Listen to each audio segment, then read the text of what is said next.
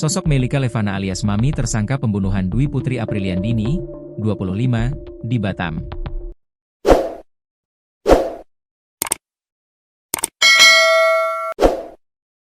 Dwi Putri seorang ibu muda dibunuh dengan sadis oleh 4 tersangka.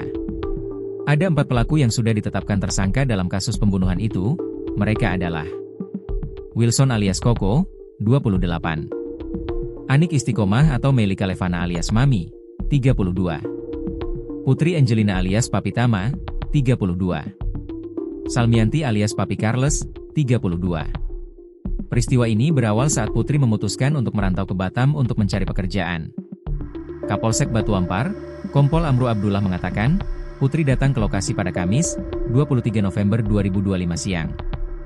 Ia mengajukan lamaran setelah melihat lowongan pekerjaan sebagai Ladies Companion, LC, melalui media sosial. Tersangka WL alias Koko menjemput dan mewawancarainya untuk bekerja di agensi bernama MK, kata Amru dikutip dari Tribun Batam, Selasa, 2 Januari 2025. Sore itu, kata dia, Putri baru bisa menempati mes pada pukul 18 waktu Indonesia Barat.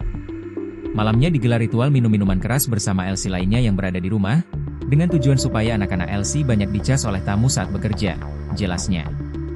Namun saat itu Putri justru berteriak dan bertingkah tidak terkendali seperti kesurupan.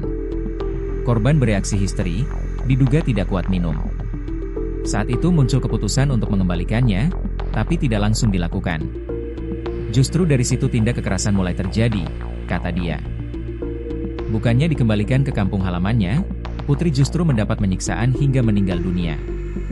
Ia disiksa sejak Senin, 24 November 2025, sore, berlanjut ke malam hari, bahkan keesokan harinya. Puncak kekejaman terjadi pada Kamis, 27 November 2025, saat itu tubuh Putri disemprot menggunakan air, dengan tangan diborgol dan mulut dilakban. Lalu selang dimasukkan ke hidung korban. Penyiksaan itu berjalan sekitar 2 jam. Setelahnya, Putri tak lagi mampu memberikan reaksi apapun, jelasnya. Para tersangka sempat berusaha merekayasa kematian korban. Bahkan mereka sempat hendak mengubur jasad Putri diam-diam melalui bantuan seorang ustadz.